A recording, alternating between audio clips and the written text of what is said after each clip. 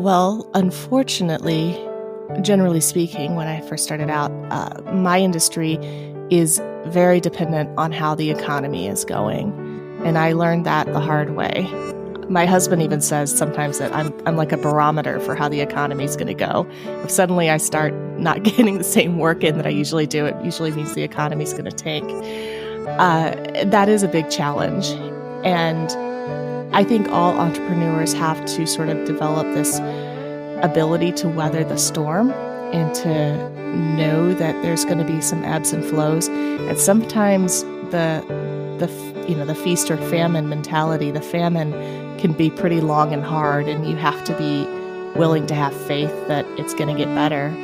You have to be willing to change strategies if something's not working.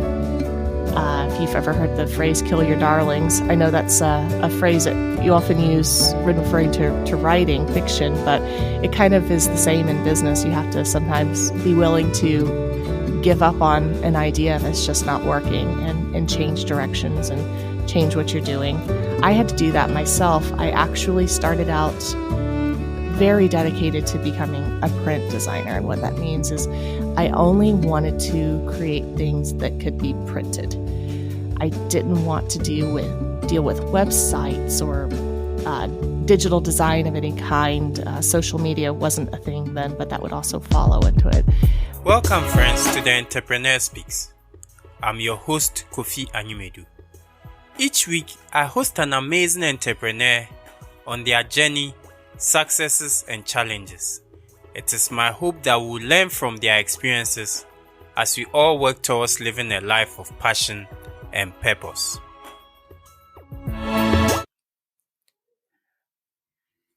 My guest today is Rebecca Kilimnik.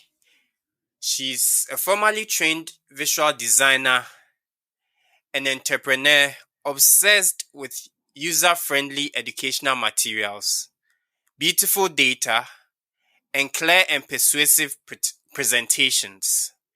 Her company, The Concept Spot, works with marketing and communications departments of businesses around the world. Becky holds an MBA from Georgia Tech and an MFA in visual communications from the School of the Art Institute of Chicago. She has lectured at over a half dozen colleges.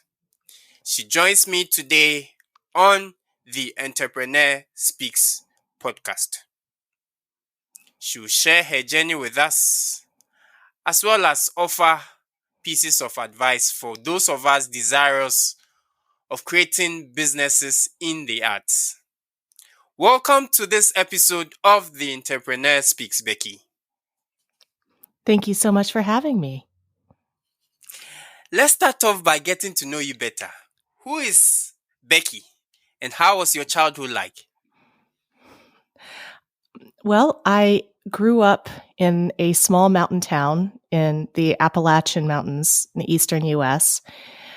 Very, very isolated town, very small, and I knew I wanted to get out very badly. So I saw college as my way out of that town. And I actually took my college entrance exams 10 times, starting when I was 12. Wow. and I took the SATs 7 times and the ACTs 3 times. And that was how I was able to get into a college in Chicago, where I basically began my entrepreneurial journey in a way. I always knew I wanted to be an artist. My parents absolutely forbade it. So when I went to college, I actually studied anthropology, but on the side, I was teaching myself how to be a graphic designer, which I didn't even know what graphic design was until I got to college. That just wasn't something that existed in my town, but it's essentially the graphic design industry means that you are creating a combination of images and words for usually marketing purposes, but sometimes it is for publishing as well, or even just some other kind of communications. If you think of brochures or textbooks or websites, all of that falls into graphic design, and that's what I wanted to do. So while I was in college, I would actually skip class and get odd jobs at advertising agencies and things down in the city of Chicago, just to sort of learn the ropes and learn my way around. And upon graduation, I did manage to land a series of corporate jobs in my field, which was really exciting. But I kept contact with a lot of the people I went to college with, and some of those people ended up becoming some of my first clients.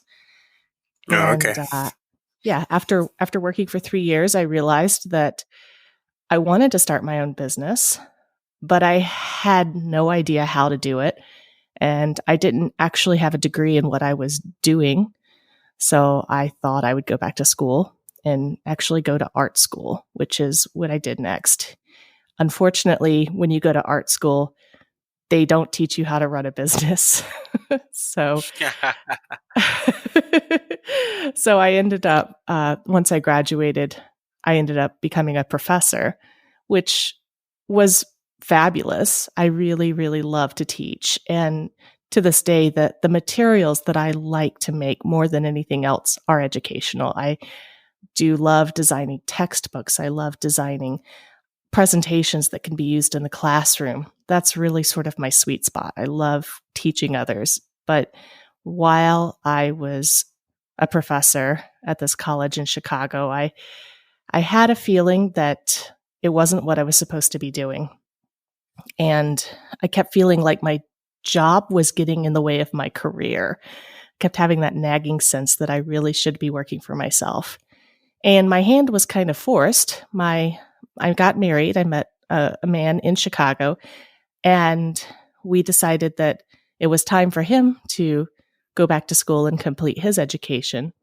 And the school that he got into was all the way on the other side of the country in Florida, which was not as metropolitan or cosmopolitan as where we had lived in Chicago. And when we moved there, I was not able to get a job. I had no choice, and I started my business, and that was in 2006. So that's kind of how my journey went from small town mountain girl to running a business. Very interesting. Now let's talk a lot more about your business.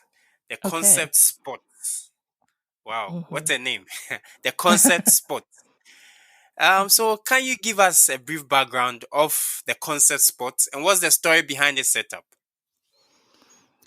Well, when I first moved to Florida, I needed to, again, find work. And I started out, what a lot of designers do is they start freelancing.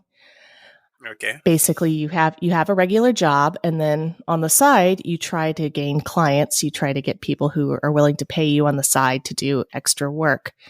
And if you get enough work that you don't have to have that regular job anymore, then you can actually start a business, which is what I did.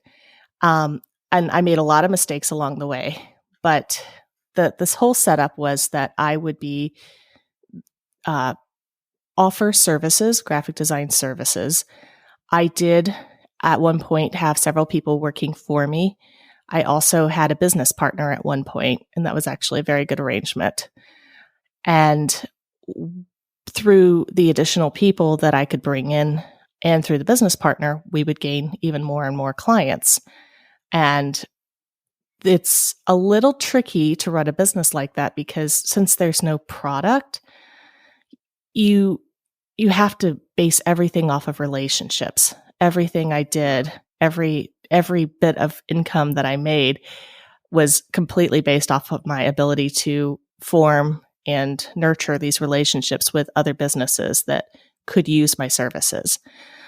So what I would do is I would try to get to know people who worked for marketing departments in other companies. I still had some connections from people that I had worked with in Chicago, people I had gone to school with in Chicago, and I nurtured those relationships. And then I would also try to meet people. I didn't find really any clients in my town in Florida, but Orlando, which is home of Disney World, has a lot of very large businesses, and I was able to nurture some relationships there. And I actually drove 72 miles every day each way to go and Wow. work with companies in Orlando. And I made enough money that I was able to support myself and my husband and pay the people that I hired.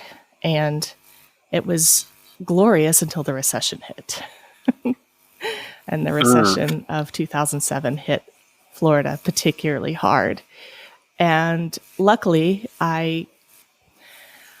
something I advise against as a business owner is to get into this thing called scarcity mindset, which you basically you're so worried about losing money that you're not willing to spend money where you need to. Usually that's not something you want to do, but it was actually a good thing in my case. That first year of business, I had never made so much money before in my life, and I held on to it. I was terrified that I would never make that much money again. And it's a good thing too, because we lived on it for 3 years. That recession hit, and it was very, very tough for 2 years.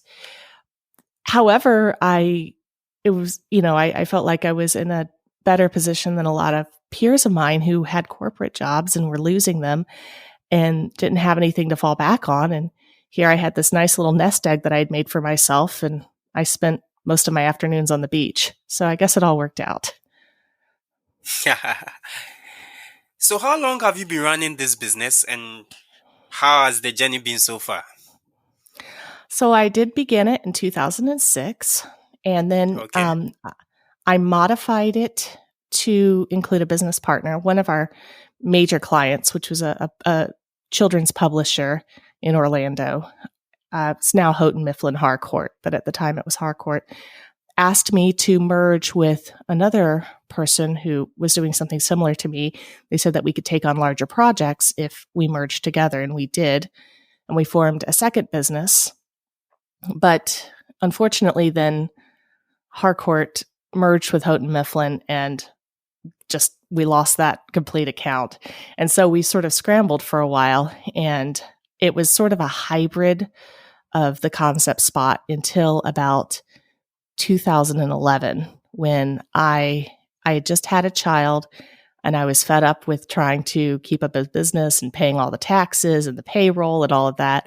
And so I just closed things down and became a professor for a few years. And then in 2017, I decided I wanted to go back. And so I started it back up again. So off and on since 2006, but I have worked for myself in little ways ever since I graduated college in 2000. And it's all been in the same industry. So it's Okay. kind of a hard question. It's kind of a hard question to answer, but around 14 years. So a Yes. little dips in there. I did start a second business in 2011. I actually opened a brick and mortar art gallery Okay. here in Atlanta. Tell us Yeah, and about that that. was Tell a us very about that. Yeah. that was an interesting experience. Um, I mean, it was great to have the design background because I was able to do all of the marketing and create the website and do all of the materials and the collateral for the gallery. But it was very overwhelming. Again, the recession was still going on, and art is a very difficult thing to sell. I say if you want to start a business in the arts, consider something a little bit more commercial like graphic design or illustration, as opposed to trying to open an art gallery. It looks romantic. It sounds romantic. It was a lot of work. It cost us $10,000 a month just to keep the lights on. And I don't think I would ever do that again. You just mentioned something I was just about to ask, but I'll still go ahead and ask. Okay. What if one of my listeners, I'm sure a number of my listeners might be desirous in building a business in the arts? Mm-hmm. What would be your advice to such a person? Is it advisable to start something in that area? And if the person should do so, how should the person go about it? Well, there is a lot of opportunities in the arts, and I think a lot of people don't realize that, which means that there's not as much competition as you might think. My biggest piece of advice I can give, this especially applies to the arts, but it applies to any industry, is get to know as many people as you can in that industry before you launch. And the best way to do that is to actually work in the industry. Try to, for me, I would have had a much better luck running an art gallery if I had worked in an art gallery before it started, if I had gotten to know other gallery owners. I did network, but it wasn't the same as the experience of actually working in the industry for somebody else. There's sort of an apprenticeship model to it. And I think that that is really what has made me successful, is working in the industry in a corporate way and building those connections and earning my chops, as it were, and getting people to know and respect me before I ventured out on my own. That's the biggest piece of advice I can give. Thank you very much for sharing this with our listeners. Now, let's look at challenges. I believe this journey hasn't been that rosy. You've had a fair share of your ups and downs. Let's look at your challenges. What indeed are some of the challenges you've encountered on this journey? Well, unfortunately, generally speaking, when I first started out, my industry is very dependent on how the economy is going. And I learned that the hard way. My husband even says sometimes that I'm like a barometer for how the economy is going to go. If suddenly I start not getting the same work in that I usually do, it usually means the economy is going to tank. That is a big challenge. And I think all entrepreneurs have to sort of develop this ability to weather the storm and to know that there's going to be some ebbs and flows. And sometimes the feast or famine mentality, the famine can be pretty long and hard, and you have to be willing to have faith that it's going to get better. You have to be willing to change strategies if something's not working. If you've ever heard the phrase "kill your darlings," I know that's a phrase that you often use when referring to writing fiction, but it kind of is the same in business. You have to sometimes be willing to give up on an idea that's just not working and change directions and change what you're doing. I had to do that myself. I actually started out very dedicated to becoming a print designer. And what that means is I only wanted to create things that could be printed. I didn't want to deal with websites or digital design of any kind. Social media wasn't a thing then, but that would also follow into it. I had an offer before I even left Chicago. A friend of mine that I had gone to college with had started a marketing agency in Chicago, and he actually ended up doing quite well. It was a regret of mine for a while for doing this, but he asked me to go into business with him. This was in 2003. He asked me to go into business with him to build websites, and I turned it down. I said, no, I absolutely want to stick to print. That's what I want to do. Well, now, almost 20 years later, web design is one of the biggest things I do. I actually ended up teaching myself to code when I got a job teaching during running the art gallery, because it was losing so much money. I went back to teaching, and they asked me to teach web design and web coding, front-end development, and I didn't know how to do it. And they said, oh, you'll figure it out. And so I had to learn really fast how to code so I could teach it. There's our education system. So I learned how to do it. It's still not my favorite thing, but it's what has helped work come in. And also because I have this very print-focused background, but I also have this ability to code, it's made me a very valuable vendor for a lot of people. Not a lot of people can do what I can do. And it's because I was willing to learn something new that I didn't think I could do. So that's another thing. You have to be willing to change directions. You have to be willing to weather the storm. You also have to be willing to know when to spend money and when to save money. And that's also kind of a difficult thing to learn. It helps to keep a close eye on your numbers. A lot of business owners, especially business owners who go into the arts, don't want to deal with the financial aspects of things. They're afraid of dealing with the taxes and the numbers and all that. But it's important to keep an eye on that, and just to sort of bite the bullet and get over it, and pay attention, because that's how you're going to learn how to have that grit and how to get through those tough times. Very interesting.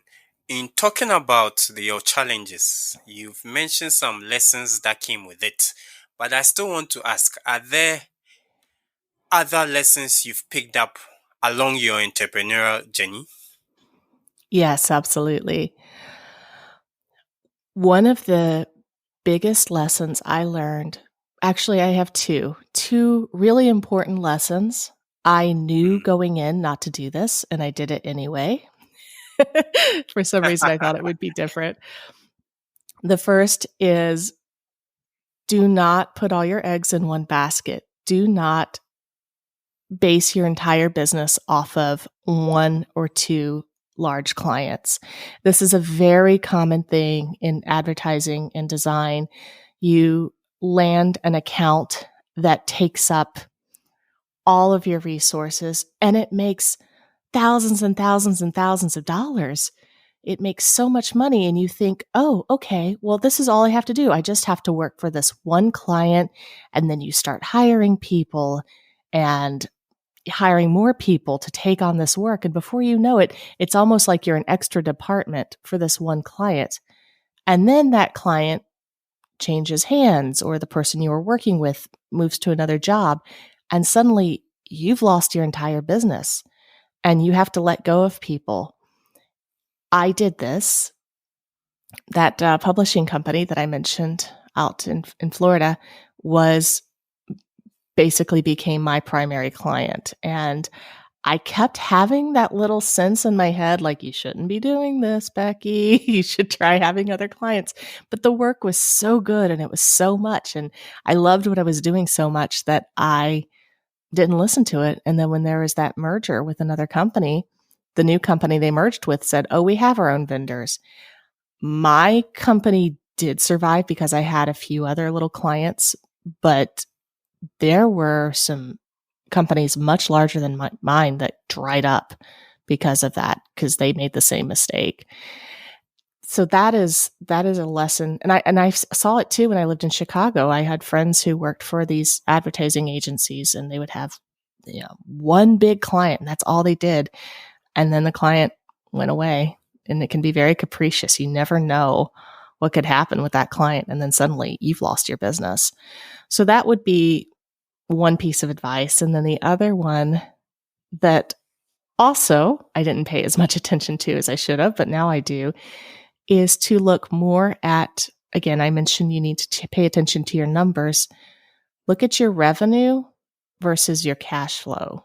A lot of people get caught into this game of, okay, I have to make so much money per month to keep things going. And they take on jobs, or they make relationships with companies that may not be the best for the business. They may not actually help grow the business, but it means that there's a certain amount of money that's coming in every month because of those relationships.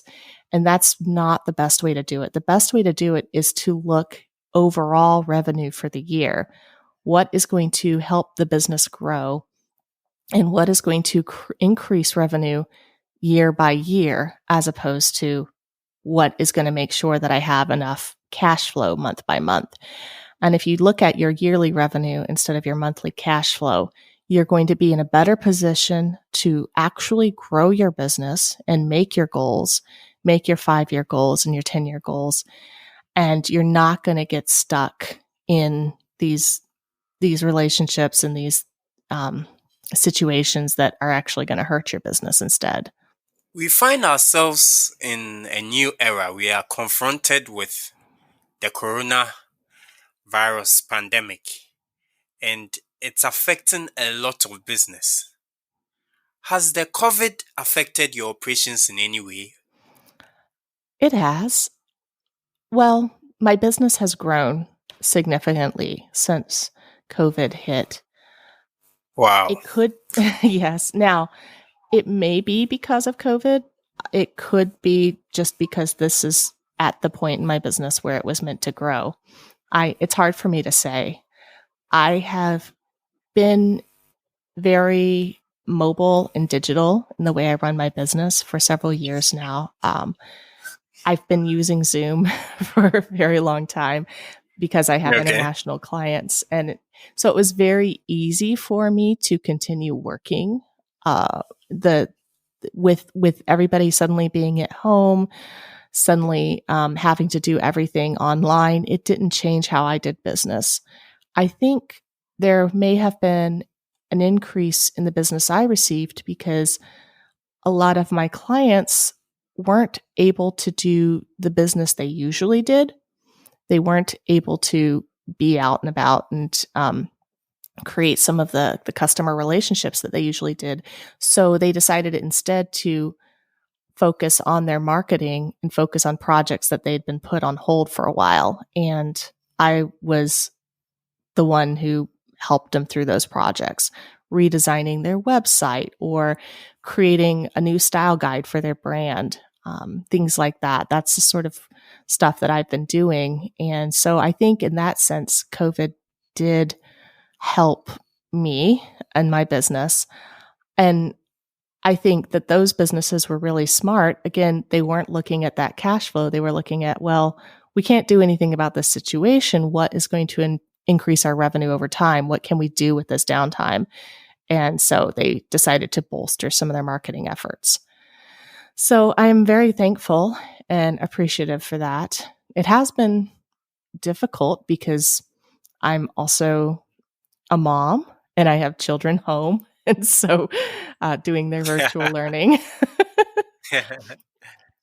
So it's been stressful, but I'm not gonna turn down the work. I've just been having a lot of very late nights. Yeah, but on the money side, it's been very good. Yeah, yeah. Yes, and I can't also I it's hard for me to spend. I can't spend that much money right now. Just Yes, the income that I receive. So that in a way that's good. I'm just putting it back into the business, so that's helping things as well. excellent. So where do you draw your inspiration from to do what you're doing?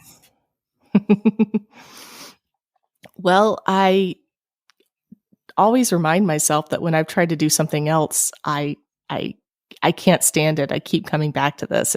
I'm just pulled to it.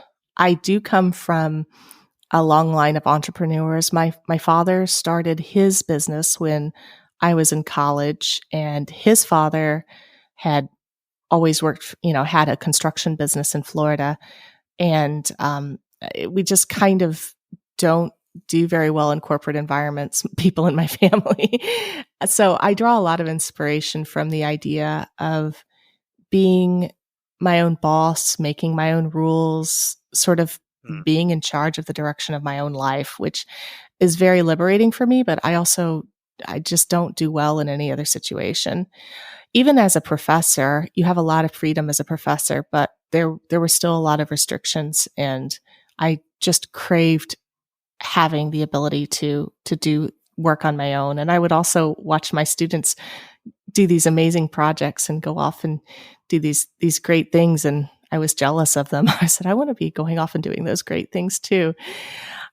From an artistic perspective, I don't know that I necessarily get inspired anymore for the work I create. I've just been doing it so long. Um, it's I don't need a muse to come to me to create. It just happens. It's become kind of a job and a routine, but that's fine. I love what I do, and so I've done everything at this point. I don't think there's a single thing that I haven't designed. So there's no great project that I'm looking for over the horizon. For me, it's work that I love, and the more the better. I don't know if that answers your question or not. Oh, it does. It does. It does. So, do you still teach, or your focus now is solely on your company? Every once in a while, I will do a guest lecture at a Okay. university here in Atlanta. I try to do that a few times a year. So I will just come in and give a presentation in front of a classroom of college or graduate students. I also will sometimes do a little course on my own. I recently did just a 4-week graphic design class. A friend of mine started her own art school online and asked me to do it. And those I do solely online, just through Zoom. People all over the world can take it. I've done a few little things like that too. I really do love teaching. I just can't do it all the time. But yeah, I'll do that. And then sometimes I will also just decide to do a lecture. I might rent out a classroom or something and advertise and just have a free lecture that people can come. It's a way for me to give back, I guess, to my community. And it's also a great way to build relationships. You never know you never know where a client could come from. I've been surprised by some of the things that have happened as a result of me just doing community outreach like that. That's interesting. We just about ending our conversation for today. What would be your last words or pieces of advice for our listeners? Everything I've mentioned so far has been very technical, but I would say at the end of the day, if you want to be an entrepreneur or if you are an entrepreneur, follow your heart and trust your intuition. Those things are so valuable, and they don't teach you to do that in business school, but that is another lesson I have learned, is that when you trust those instincts, you're going to make the right decisions and you're going to be very profitable. Thank you very much, Becky, for sharing your experience with us today on the Entrepreneur Speaks podcast. We wish you the very best. Thank you so much for having me. I had a lot of fun. This has been another exciting episode of the Entrepreneur Speaks podcast. I'll come your way next time with another interesting episode. I remain your host, Kofi Animedu. Stay safe and let's continue to keep hope alive. Cheers.